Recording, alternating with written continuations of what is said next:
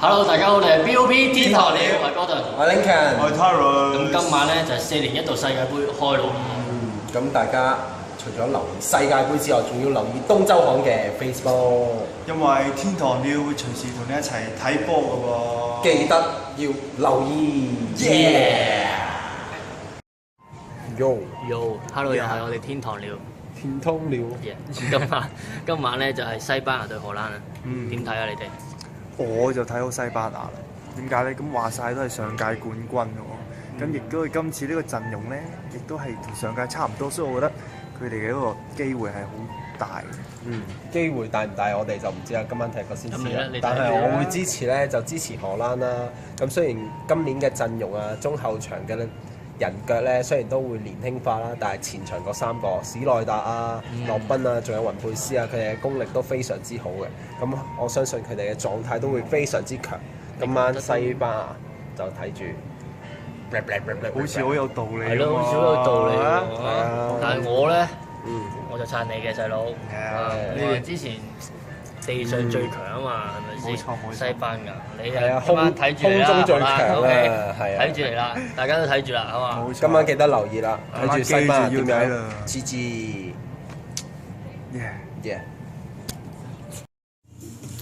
昨日我 Gordon 我 Tyrus 輸咗俾 Lincoln，得啦，5-1，輸得好慘。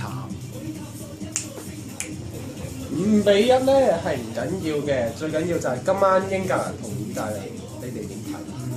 今晚好難揀，意大利有咁多有經驗嘅球員，有罰球專家派路，有保住後方嘅布方，又有頑皮小子巴洛迪尼。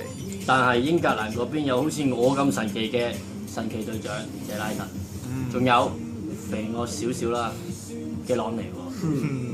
嗱，今年嘅意大利陣容啦，咁樣佢哋平均嘅年齡都喺26歲之上嘅。咁雖然有派路喺度鎮守中路咧，但係佢嘅年齡都開始大啦。如果英格蘭咧重軍喺度駐守佢嘅話咧，佢都未必有咁多嘅發揮。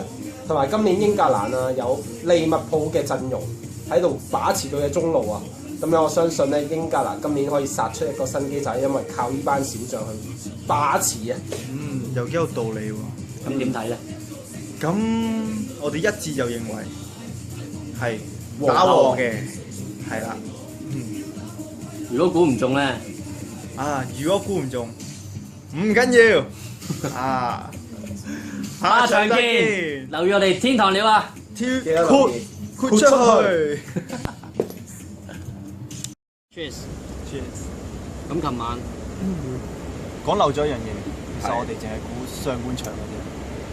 咁都估中咗和波，最重要係太勁啦！係啊，繼續相信我哋估波。冇錯，咁我哋今日要講就係阿根廷對波斯尼亞。冇錯，點睇啊，兩位兄弟？我點睇？你點睇啊？咁我覺得咧，阿根廷作為一個南美嘅球隊，其實佢已經有半個主場之利嘅。咁我本身我個人咧就比較喜歡阿美斯哥嘅。咁咧，咁其實雖然美斯嘅狀態可能唔係咁好啦，唔緊要嘅，唔緊要嘅，仲有2個，係咪先？邊兩個啊？希古恩喎，馬古獸喎。係喎。咁我覺得同埋阿迪馬利奧呢個歐聯決賽嘅表現咁好啦，我覺得只要打破到呢個缺口咧，大炒都唔係問題嘅。但係我覺得咧，因為波斯尼亞裏面咧有個曼城前鋒迪斯高啊，我相信咧阿根廷嘅後防就會 mark 得好辛苦啦。因為咧，如果波斯尼亞打高空戰術咧，咁阿根廷嘅後防就可能會輸蝕啲，因為馬斯查蘭奴咧都唔係太高啊。咁迪斯高極之高，190以上嘅個身高，我相信高空攻勢一定可以打沉阿根廷。因為我支持 C 羅，唔係太中意美斯，對唔住。好似好有道理咁喎。又係。不過我支持阿根廷。冇錯，我都係支持阿根廷。雖然我覺得迪斯高好有能力，但係我都係覺得阿根廷會高出一截，所以我都係支持阿根廷。阿根廷嘅，係你㗎啦，記住啦。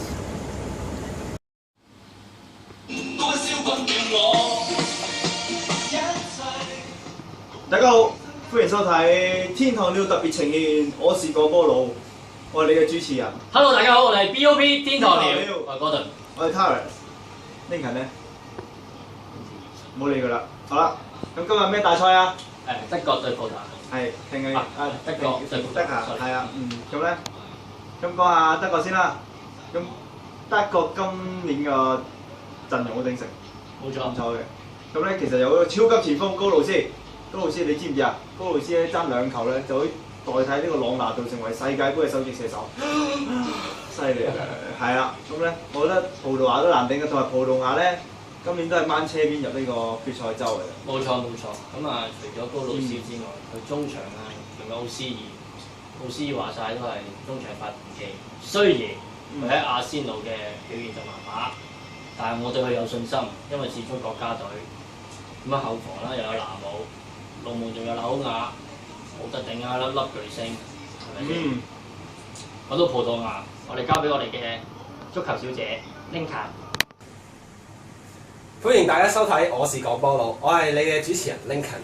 咁樣我哋不如講下葡萄牙啦。葡萄牙今年咧就有 C 朗呢個金球獎嘅得主啦。咁樣佢嘅陣容雖然唔夠德國強，但係 C 朗嘅能力同埋狀態開始回復個水平嘅水準啊。咁我相信咧德國嘅右邊嘅後防啊都會有啲問題嘅，都會受到好多嘅攻勢啊，咁樣咧，仲有拿尼啦，咁樣後防有比，咁樣可以幫助到 C 朗可以好努力咁樣攻到佢哋。我相信葡萄牙一定贏到嘅。C 朗一個人唔夠，咁點啊？因為波唔係一個人踢，咁啊點踢啊？應該用對腳嚟踢。咁你又比較葡萄牙。咁你估邊隊啊？我就今年估葡萄牙贏2-1，因為我哋琴日估中阿根廷贏2-1。咁估唔中點啊？唔緊要，下場見。下場見。巴西對墨西哥。唔使講咁多，巴西好好波，一定好過墨西哥。點解？冇得解。咁你咧？巴西，巴西。巴西喺揭幕戰打得咁好，我諗佢今場都會再下一城，再攞多3分。冇錯。冇錯，但係墨西哥攻勢都唔弱，上場都攞咗3分嘅，所以巴西都要小心啲，佢哋都會搶攻。記得留意我哋下集天堂嘅，我哋係講波佬，拜拜。頭先講完巴西對墨西哥，咁嚟緊我哋聽朝6點我哋講啲咩嘅比賽咧？南韓。南韓點解要走音咧？俄羅斯俄羅斯就係南韓對俄羅斯啦。咁樣咧，俄羅斯咧佢哋平時都係一個好低温嘅地方作賽啦。咁今次喺巴西主辦國啊，咁平均嘅氣温都係喺27-8度以上。咁我相信俄羅斯嘅球員係最大問題就係呢樣啦，因為體力啊同埋自己身體質素啊都唔係好適合喺一啲好熱帶嘅地方去表演啊，同埋去比賽啦。咁我相信俄羅斯呢樣就係佢哋嘅缺點啊。咁你覺得南韓點啊？南韓咧，我就淨係識做咪津斯嘅啫。咁我係咪好難？唔係。咁咧，但係我相信南韓咧，因為始終喺亞洲啦，都係數一數二嘅球隊啦。咁同埋亞洲人啦，我梗係撐亞洲人南韓啦。我就撐南韓嘅。咁我就梗係撐俄羅斯啦，係咪先？咁我打和咯，咁如果3樣都唔中咧？唔會唔中嘅。可能停賽咧，全部。今次仲唔中？今次中唔中？唔中就下集見。拜拜。Hello， 大家好。歡迎收睇《天堂鳥冠名贊助之我是廣播佬》第3集。你好，我哋係你嘅主持人天堂鳥。係。喂，咁講到今晚一場波啦。邊隊對邊隊？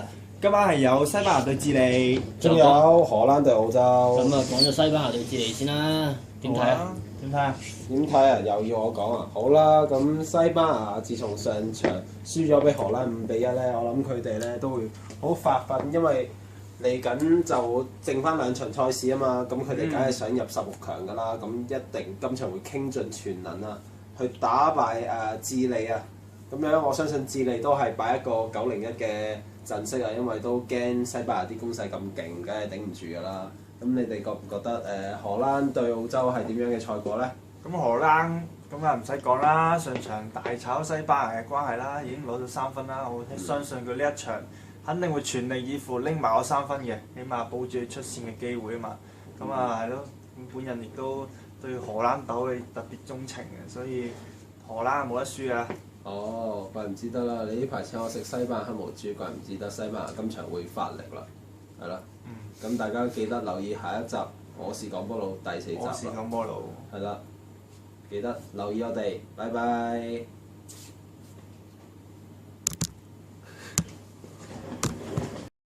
又係我哋啊！又琴日失咗蹤1日，咁今日梗係翻嚟聽翻我哋《我是廣波佬》第幾多集？4，冇理啦，唔知4定5。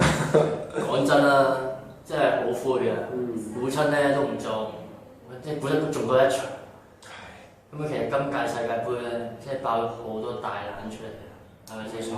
都唔係好合乎常理。係咯，你睇下好多強隊都差唔多出局啦，可以買飛機。即係最少我哋估唔中先啦，係咪先？我唔講啦，拎人講。係啦，咁今晚我哋有邊場波啊？今晚有意大利係對哥斯達黎加。係啦，咁樣意大利對哥斯達黎加，咁意大利強就唔使講嘅，但係最緊要就係哥斯達黎加上場爆冷贏到烏拉圭啊！真係大家都即係我哋3個都估唔到點解會贏嘅咧？咁同埋佢嘅功力啊都唔差喎，個上場打贏咗烏拉圭啦，咁樣我相信佢哋今場士氣咧，咁佢哋梗係想攞全隊3分啦。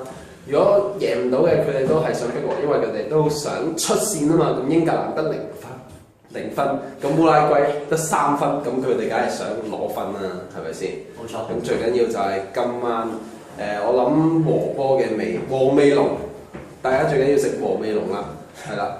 咁樣我哋今日完結，咁我哋準備去表演啦，希望大家會繼續留意我哋啦，拜拜。Yes。Yes， 又係天堂鳥特約。我是廣波佬，唔知第幾集。集，今場講乜波？今場講阿爾及利你個波亞對韓國。감사합니다。聽聞今場有朱姐跟 BigBang 嘅組合，跟千頌伊同杜面俊師嘅組合喎。係。呢個講 gag 嘅啫。其實咧，南韓上場逼和到，哇！俄羅斯啊，真係大家都估唔到啦。咁俄羅斯因為個能力啊同埋實力都高韓國少少啊，咁其實都大家都意想不到啦。咁今場對阿爾及利亞，其實阿爾及利亞咧都係一個擺鐵桶陣嘅防守嘅球隊啊。咁我相信咧，南韓今場佢如果為咗攞3分咧，佢會傾盡全力去攻啦。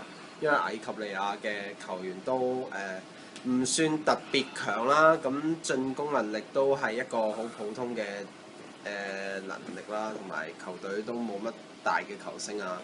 咁樣我相信咧，南韓今場佢哋會好好把握今次攞3分呢個機會。咁我相信阿爾及利亞今場，大家都係小心啲啦，唔好聽我哋嘅答案啦。咁下集見啦，自己諗下。下集見啦。我撐南韓，我撐南韓，我撐天堂鳥，我拜拜。天堂鳥。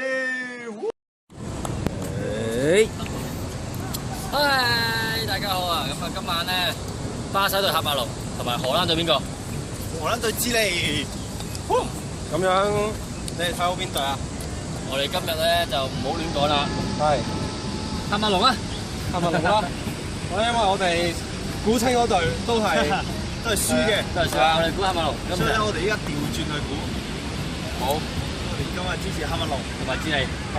既然我哋嚟到呢個綠茵球場，梗係準備開波啦！下次見啦，我哋。拜拜。拜拜。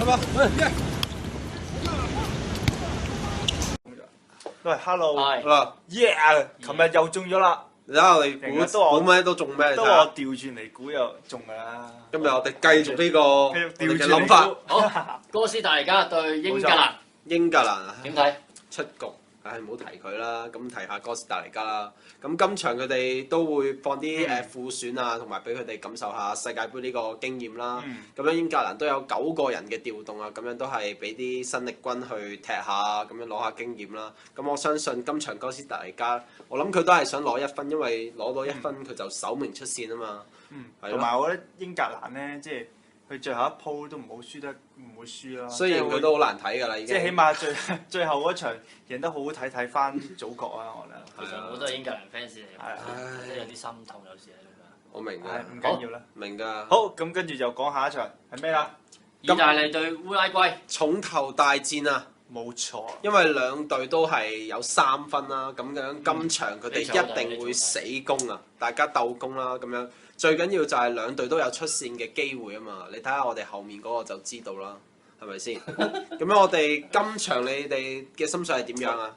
我心水啊，即係我覺得係意大利咯，因為始終意大利嗰個經驗比較豐富啦，冇錯，即係佢哋個防守亦都係比呢個烏拉圭強嘅，所以但係都係一半一半啦，我覺得，即係嗰個機率都可能係太多爆冷啦咁你。冇錯，即係講唔定。咁你咧？因為我諗啦，意大利其實巴洛迪利啊，其實狀態都麻麻，咁佢哋嘅功力都係算係好普通咯，即係相對喺烏拉圭個隊裡面啦，咁烏拉圭佢哋有2個好勁嘅前鋒蘇亞雷斯同埋卡雲尼啦，咁樣佢哋都係把握力都好高啊，同埋咧蘇亞雷斯上場對住英格蘭都可以入到2球喎，啱啱傷愈復出啫喎，咁樣我相信咧烏拉圭咧咁樣佢嘅一定搶攻就靠呢2個球員啦，咁樣我相信意大利咧都難逃一劫嘅。邊隊？邊隊？我估意大利，甩甩咗添。嗱，即係嗱，我哋估意大利咧，即係自己諗下啦。即係烏拉圭贏明白㗎啦，我哋講咁耐，你哋都知道㗎啦。估埋波膽。係啦，波膽講得有一個咁工整啊！我哋我睇波不到波。誒3-2，我話係意大利贏3-2。3-2，好3-2就咁啊！調轉嚟，大家知道啦，今晚邊隊出線咧？不大啊！記住買不到波，係不到波，係啦，不到波，唔不到波，睇波不到波，唔不到波，係啦，拜拜好，下次見，拜拜。係。琴日我哋贏咗，贏咗啦，贏晒啦，唔使諗啦，掂咗啦，你睇下我哋搞掂晒，啱，係咪唔使錄㗎？唔係，講今晚啦。我哋今晚係有尼亞啦對阿根廷，咁呢場波啦，阿根廷其實已經出咗線㗎啦，咁樣只需要多1分佢就可以保住嗰個首名出線啦。咁尼亞都其實都係捱打狀態，因為其實上場美斯咧即係連續2場佢其實都有波入嘅，但係佢嘅狀態都唔係好穩定啦。咁我相信佢都要靠下隊友去再幫下佢啦。因為波唔係一個人踢㗎嘛。係啦，要靠一個團隊，即係好似我哋3個咁啦，淨係得我哋2個講咧。跟住大家睇下後面呢位，佢其實已經沉睡咗大約20年到㗎啦，係咯，係啊，好啦，我哋差唔多講完㗎啦，咁咪第二隊咯，係咯，法國對厄瓜多爾，係啦，咁你瞓醒未啊？咁你知唔知今日講咩㗎？講波嘛，我是講波佬耶！係啦，咁樣其實法國，我見到啊，你玩嗰隻 game 都買法國嗰個球隊就知啦。冇錯，睇下佢幾愛法國啊！係我連波衫都想買翻。法國、美國與英國，繼續法國。好，咁繼續法國啦。咁樣其實佢前鋒賓斯馬其實係今年法國嘅重要人物啦。咁樣佢連續2場有6個入球都關佢事啊！咁樣佢嘅狀態都其實好幾勁下啦，同埋都幾即係佢可以帶動晒成個球隊嗰個狀態啊！咁樣我相信即係厄瓜多爾啊，就算有華倫西亞喺度頂住咧，都唔夠法國勁，因為法國始終都高幾班啦，都係一直嘅強隊啊！咁我相信今場都係厄瓜多爾贏，同埋尼亞贏，係啦，你都明㗎啦，係啦。我哋今日真係學到好多嘢，真係好嘅啫！今日 VIP 啊，我哋係啦。咁我哋估幾比幾啊？我哋估第一場阿根廷嗰場啦，2-0啊。2-0啦，係啦。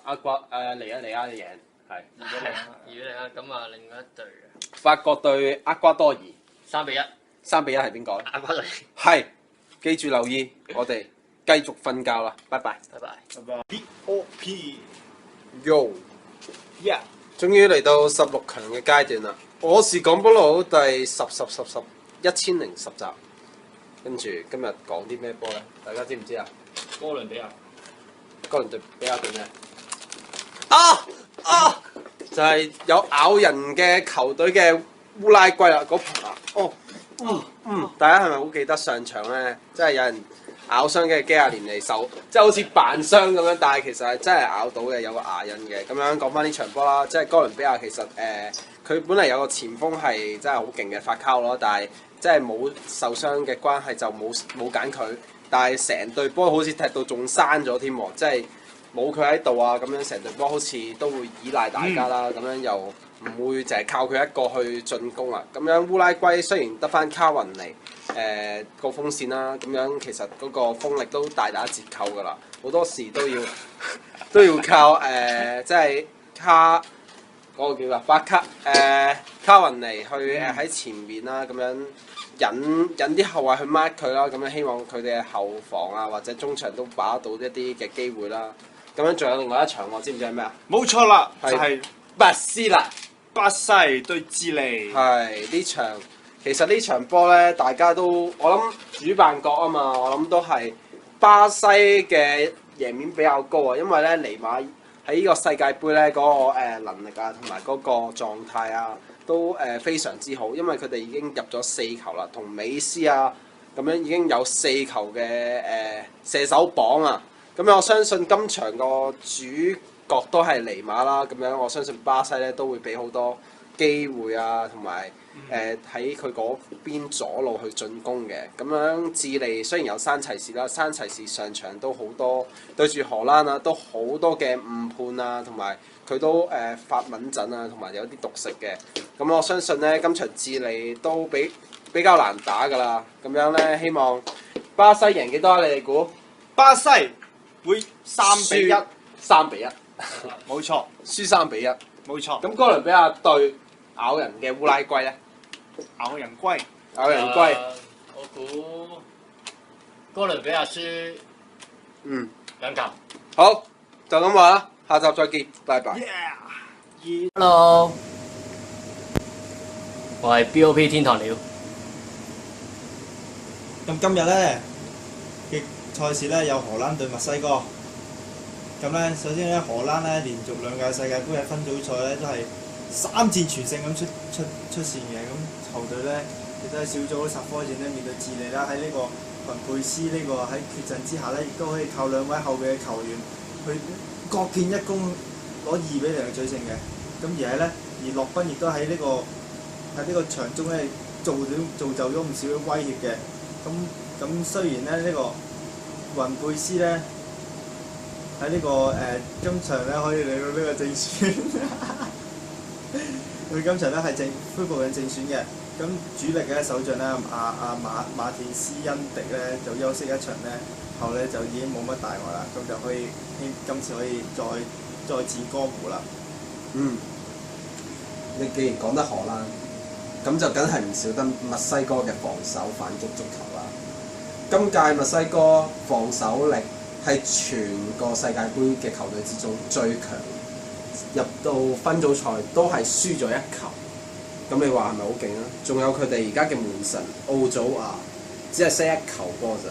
雖然荷蘭係今屆世界盃入球最多嘅球隊，但係如果對住墨西哥咁樣防守反擊嘅球隊，裡面仲有香南迪斯同埋帕拉達2位球員，我相信呢把握機會隨時荷蘭都會失利。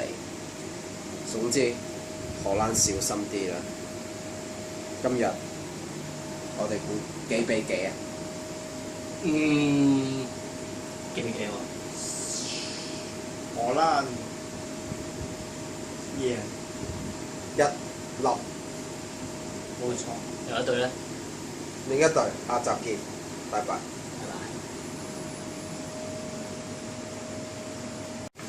上場講咗咩球隊啊？上場講咗荷蘭對墨西哥。咁今場有啲咩球隊？荷蘭錯，係哥斯拉對希臘大力士。冇錯。咁咧哥斯達黎加係點樣嘅？係啦，咁哥斯達黎加咧喺今屆呢個世界盃咧，就以呢個全勝姿態咧，就喺呢個小組賽分出去嘅。咁咧亦都係被視為呢個世界盃裏面咧最大嘅黑馬。冇錯啦。咁咧喺佢喺完全唔被睇好嘅情況下咧，竟然可以三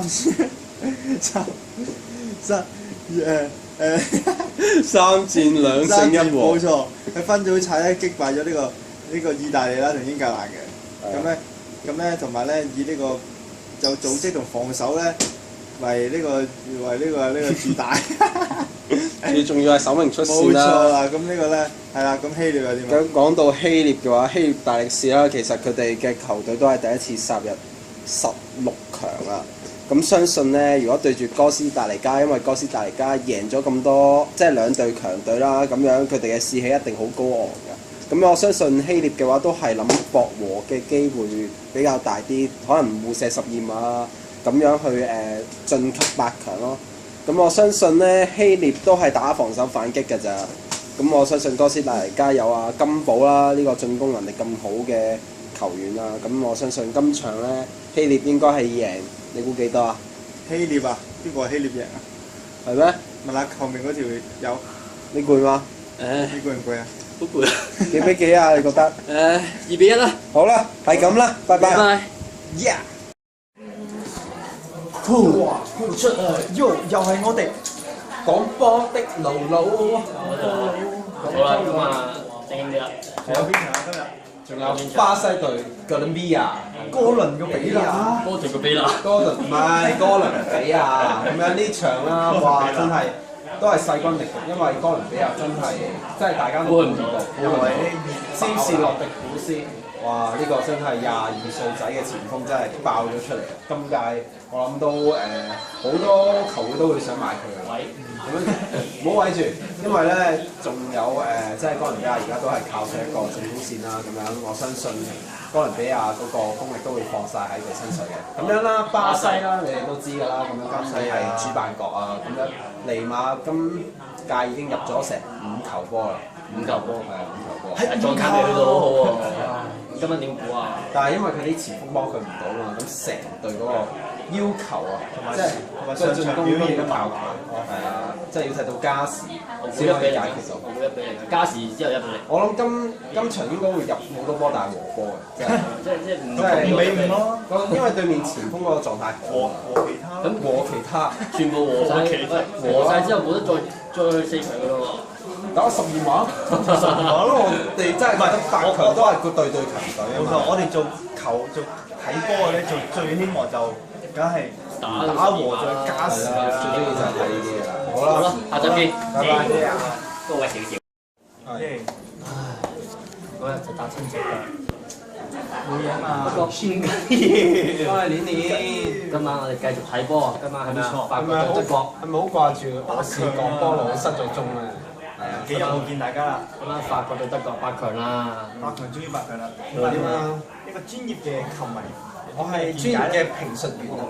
咁啊，首先我分析下德國啦，德國嘅所有嘅陣容裡面嘅球員啦，都非常之好狀態同埋好團結啊。因為今年德國啊打嘅足球啊，都係打一個整體啦。咁佢啲球員雖然唔係個個都好突出，但係佢哋都好肯走多步啊。咁樣佢中場奧斯爾啦，雖然狀態都係麻麻，但係都可以令到德國都有一個傳送嘅即係危機啊，可以令到對方有危機。咁樣法國就有要講賓斯馬，你中意啦，你最中意賓斯馬，因為唔係奧巴馬，斯賓馬係啊。咁樣奧巴馬唔係賓斯馬，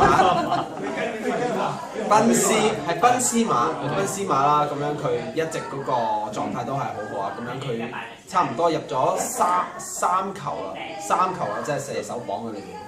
咁樣我相信法國嗰個攻擊力啊，都係靠佢嚟去支撐啦。咁樣佢中場有一個普巴，即係呢個球員都係20幾歲仔嘅啫。咁樣充滿活力，可以帶到成個法國嘅進攻線咯。咁我相信今場德國同法國都和波都好大，因為咧加時啊，加時射佢好似12碼啦，我諗都係啊，我都唔敢估邊個贏。不過德國射12碼有驚無到，係法國都唔差喎。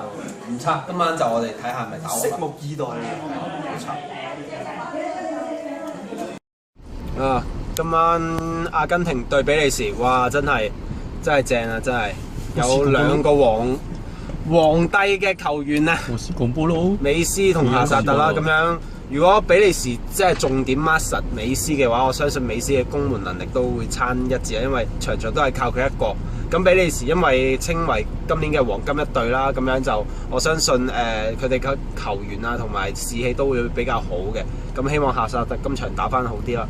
咁第二場荷蘭對哥斯達黎加，荷蘭啊，即係洛賓咧，今年狀態非常之好啦。咁樣佢以前就係右邊級大位射，而家係右邊級大位會揾人傳嘅，即係改變咗好多。荷蘭嘅功力都會勁好多。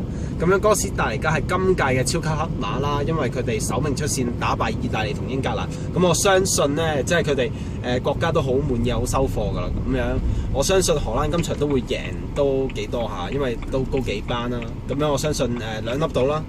咁第一場我相信我唔想見到美斯啊，佢係輸1粒啦。我覺得贏喎。唔知啦，你講啦。贏1粒啊，應該贏1粒。我最憎美斯㗎啦。好遲先贏啦，不過就好啦，拜拜。下次見啦，拜拜。拜。好唔緊要，開始未啊？開始㗎。今日我哋要講嘅就係巴西對德國四強大戰，四強大戰，四強大戰，四強。我講波佬翻嚟啦，好啦，咁今場哇，巴西真係甩皮甩骨啊，可以真係用呢個詞語去形容，即係後面又冇咗個即係頂級嘅後衞啦，施華，咁前面又好似係咪冇咗邊個？阿黎馬哥，阿黎馬，即係佢因為佢要翻去刮草變咗草泥馬，咁唔緊要嘅，但係咧。但係唔緊要嘅，咁巴西裏面咧仲有其他嘅好球員啦，即係好似前面都仲有一個大隻佬侯克啦。雖然佢能力就冇尼馬咁好，但係我相信佢都即係佢要肩負晒成個進攻線嗰個功力啊。咁中場都即係靠下睇下奧斯卡有冇一啲嘅發揮啦。咁即係嚟講德國都唔差嘅，即係佢踢到入4強真係好穩定咯，場場都有波入。咁而且佢哋個球員嗰個質素亦都非常好啦，亦都好完整啦個球隊。咁呢個主力嘅球員都冇一個冇傷患啊，冇傷患冇傷缺陣啦咁樣。同埋佢哋嗰個龍門真係勁，即係上場即係好似賓斯馬射咗好多球，但係佢都救到嘅，即係上晒身啊！我咁今屆嘅世界盃即係德國主場，冇錯，即係就算巴西主場，我覺得德國都即係好似有啲優勢先咯，因為佢嗰邊啲球員比較甩皮甩骨。係咯，咁我哋咁估下呢場嘅比賽點咧？咁咧，數我就話德國啦，小勝啦。德國小勝，我諗差唔多。喂，咩事？我收到呢個消息。咩消息啊？咩消息？究竟咩消息？黎馬唔剃草啦，黎馬唔翻去剃草，唔剃草啦。咁佢話咩喎？佢點啊？可以打針喎。佢打針係做咩？止痛喎。打針免費比賽喎。哇！呢個賽前消息果然好特別啊！唔通尼馬會上陣會改變呢個歷史？不過聽講嘅啫，聽講佢啱啱打俾我。咁我希望今晚巴西都有佢嘅好成績啦。咁我哋下集再見，拜拜。Yeah， 拜拜。拜拜。Yeah， 我是鋼波佬回來了。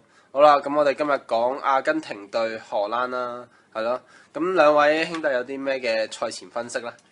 咁首先講下阿根廷先啦。咁又美斯帶領嘅。係啦。咁荷蘭咧？咁荷蘭係咩啊？荷蘭咧係由洛賓帶領嘅。錯啦，佢係由雲高爾帶領嘅。錯。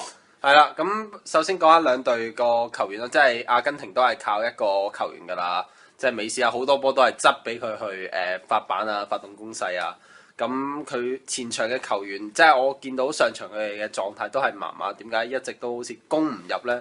即係贏得一粒，即係作為強隊嘅話，我覺得都唔係好夠勁。但係荷蘭嘅話，我相信因為今年荷蘭擺咗一個好簡單嘅戰術，淨係打前面3個史內達啊、雲佩斯啊同埋洛賓咯。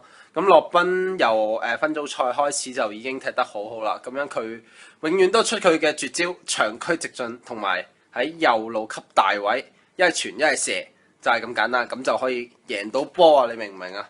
咁樣我相信今場呢，就今場荷蘭同阿根廷都可能會比較和波未濃啊，因為兩隊都可能為咗可以入到決賽啊，即係大家都想攞世界盃啊，咁可能會穩陣啲踢12碼，即係逼到加時啦。咁希望大家會繼續留意今晚嘅賽事，睇下我哋估唔估得中。我哋估和波，90分鐘和波，係啦，就係咁樣。42碼42碼，大家睇到聽朝啦，記住，拜拜。記得起身啦，拜拜。拜拜。Oh my god！巴西對荷蘭，快講。講就梗係年年嘅季軍戰都係大比數啊！真係大家都想攞翻個美彩，係咯。咁我覺得巴西今年佢身為主辦國，佢梗係想即係呢場大家我都覺得佢會想贏啊，因為佢冇一場唔想贏嘅。係，梗係呢個啱嘅。上場輸得咁慘，今場點都要攞翻個美彩啦。係啊，對呢個國家呢個佢球迷嘅一個交代啊嘛。係已經交代咗好多㗎，即係我覺得入咗4強算係好好交代啊。不過如果攞埋第3嘅話咧，即係我覺得係皆大歡喜咯，即係都算係咁㗎啦。好，今場巴西對荷蘭幾比幾？我諗大比數3粒以上啦，3粒以上。3啦，3啦。3咩啊？4比3啊！4比3啊！咁激啊！開心。係啊，大家互攻嘅就好啦，4比3，拜拜。Hello，各位歡迎收睇呢一場德國對阿根廷嘅大戰。咁呢場波呢，就係一隊頂級嘅團隊 VS 一隊頂級嘅球星。咁有美斯對一隊成隊嘅德國啊！哇，真係天衣無縫。咁美斯呢，我希望佢呢，真係呢場呢入唔到波，因為我唔係咁中意阿根廷嘅。係啦，咁翻到嚟，我是講波佬啊！其實咧，德國今場佢都係睇一個整體啦，同埋唔貪功嘅。